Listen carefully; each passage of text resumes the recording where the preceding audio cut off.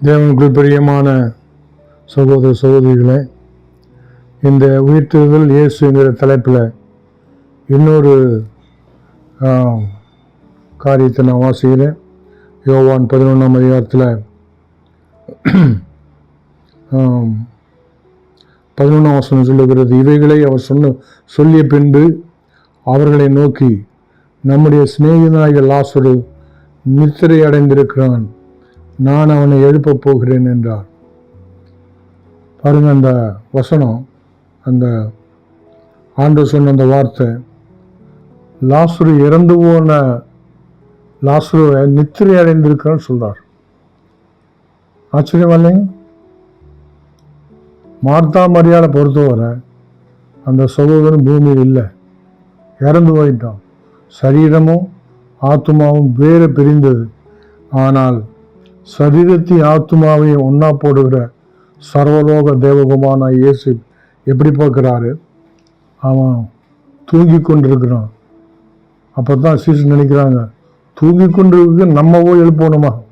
நம்ம இங்க இருந்து இயேசுவும் 12 சீசனும் போகணும், 13 பேர் போகணுமா எழுப்பிடுறதுக்கு? எந்த ஆச்சரியத்தோட நான் அவர் சொன்னபோது, எழுப்பு போய் சொன்னபோது ஆச்சரியத்தோடு சொல்றாங்க. ஆனால் இயேசு என்ன சொல்றாரு? என்னை பொறுத்தவரை நித்திரை செய்வதும் ஒண்ணுதான், இறந்து போவதும் ஒண்ணுதான். ஏன்னா சர்வலோகம் நியாயாதிபதியுடைய தேவகுமாரனாகிய நான் அற்புதங்களை செய்கிறவர்.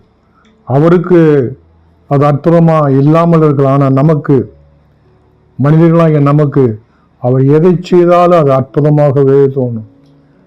அதுதான் அது நம்ம கற்றுக்கொள்ள வேண்டிய ஒரு அருமையான பாடம். அவர் என்னத்தில் செய்தாலும் அற்புதமாகவே தோணும். உங்களுக்கு ஞாபகம் இருக்கும், சாதாரண தண்ணீரை திராட்சரசமாக மாற்றுறார். ஆச்சரியமான காரியம். அது நல்ல திராட்சரசமாகும். மேட்ரா உண்மை சொல்ல போனாக்க அந்த பந்தி விசாரிப்புக்கான தலைவன் வந்து அதை ஏன் இங்கே நல்லதை நீங்கள் கடைசியில் கொடுக்குறீங்க அப்படிங்கிற அளவுக்கு அவர் அதை அற்புதம் செய்திருக்கிறார்.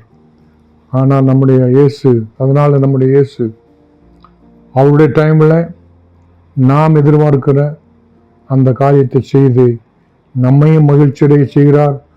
அவருடைய நாமமும் உயர்த்தப்படுகிறது, மகிமை அடைகிறது. ஆகியனால இந்த இயேசு உயிர்த்தெழுதல் நாம் அதிகமாக சிந்திக்க வேணும், அதை பற்றி தியானிக்க வேணும். அதை நாம் புரிந்து கொண்டு அவருடைய வழிகளில் நடக்க தேவாதி தேவன், கர்த்தாதி கர்த்தர் தொடர்ந்து நம் யாவருக்கும் உதவி செய்வாராக. தேங்க்யூ. நன்றி.